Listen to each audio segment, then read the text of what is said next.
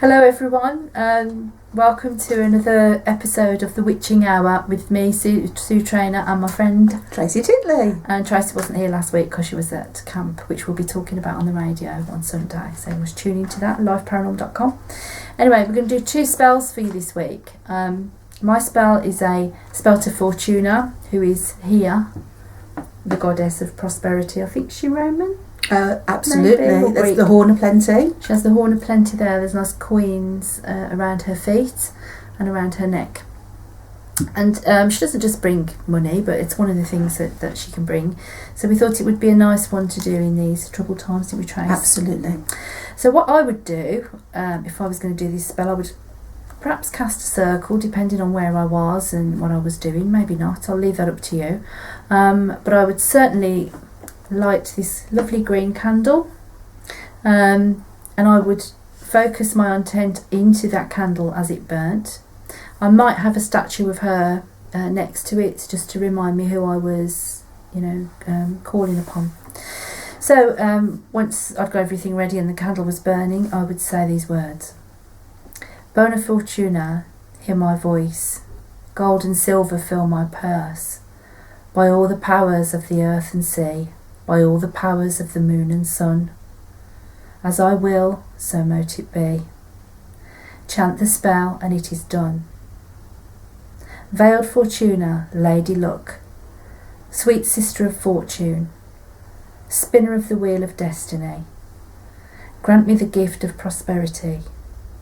Bring me the blessings of positive abundance, with harm to none, so mote it be. So mote it be.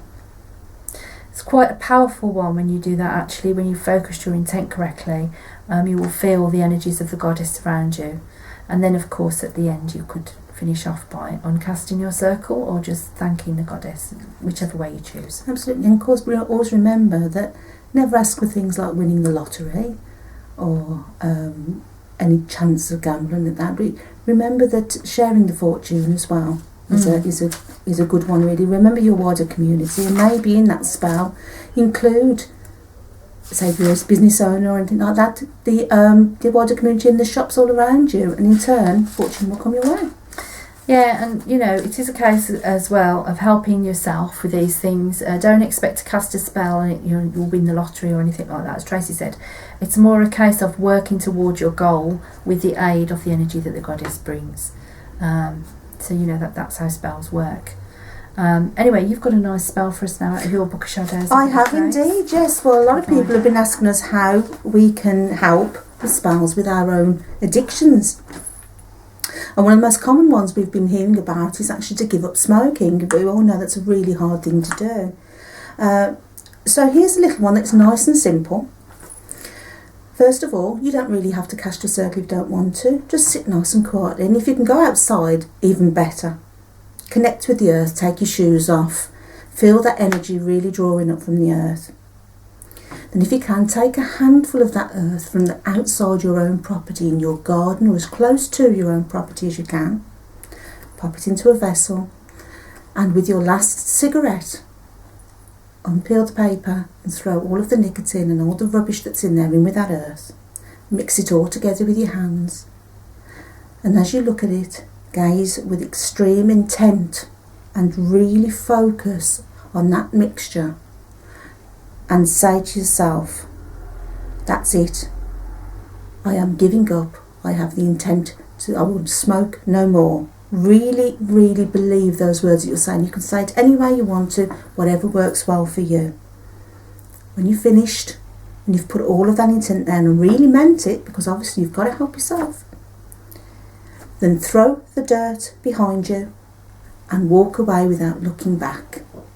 And your troubles and your addictions will be left behind you.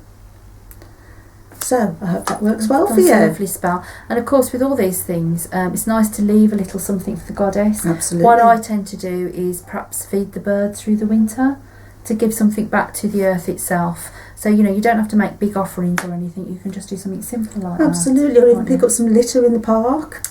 Water a neighbour's plants. Give someone a helping hand, that type of thing. It's lovely. Now, if you've enjoyed the spells, that's great. If you like the lovely statue here and the candles, they're all available from our shop Spiritus. and also you can buy them online if you want to. Well, I'll put a link underneath.